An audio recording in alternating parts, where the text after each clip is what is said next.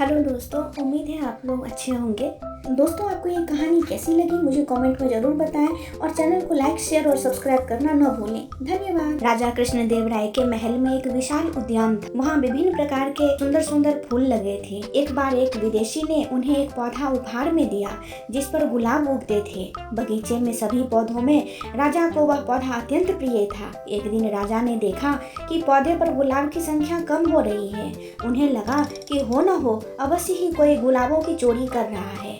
उन्होंने पहरेदारों को सतर्क रहने तथा गुलाबों के चोर को पकड़ने का आदेश दिया। अगले दिन पहरेदारों ने चोर को रंगे हाथ पकड़ लिया। वह और कोई नहीं, तेनाली का पुत्र था। उस समय के नियमानुसार किसी भी चोर को जब पकड़ा जाता था तो उसे विजयनगर की सड़कों पर घुमाया जाता था। अन्य लोगों की तरह तेनालीराम ने भी सुना कि उसके पुत्र को गुलाब चुराते हुए पकड़ा गया है।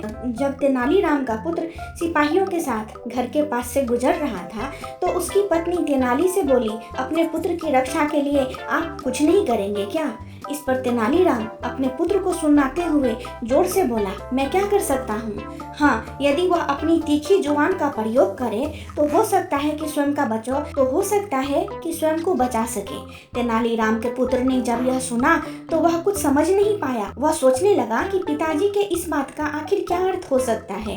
पिताजी ने जरूर उसे ही सुनाने के लिए यह बात इतनी जोर से बोला है, मगर तीखी जुबान के प्रयोग करने का क्या मतलब हो सकता है? यदि वह इसका अर्थ समझ जाए तो वह बच सकता है। कुछ क्षण पश्चात उसे समझ में आ गया कि पिता के कहने का क्या अर्थ है। अपनी तीखी जुबान को प्रयोग करने का अर्थ है कि वह मीठे गुलाबों को किसी को दिखने से पहले ही खा ले। अब क्या था, वह धीरे धीरे गुलाब के फूलों को खाने लगा। इस प्रकार महल में पहुंचने से पहले ही वह सारे गुलाब खा गया और सिपाहियों ने उस पर कोई ध्यान ही नहीं दिया। दरबार में पहुंचकर सिपाहियों ने तेनालीराम के पुत्र को राजा के सामने प्रस्तुत किया और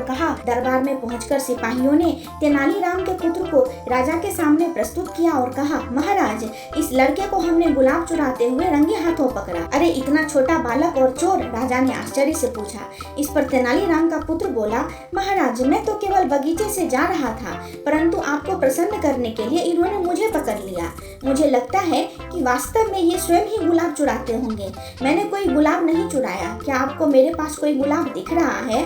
यदि मैं रंगे हाथों पकड़ा गया हूँ तो मेरे हाथों में गुलाब होने चाहिए थे। गुलाबों को न पाकर पहरेदार अचंभित हो गए। राजा उन पर क्रोधित होकर बोले, तुम एक सीधे साधे बालक को चोर कैसे कह सकते हो? इसे चोर सिद्ध करने के लिए तुम्हारे पास कोई सबूत भी नहीं है। जाओ और भविष्य में बिना सबूत के किसी पर अपराधी होने का आरोप मत लगाना। इस प्रकार तेनालीराम का पुत्र अपनी बुद्धिमत्ता से राजदंड से स्वतंत्र हो गया।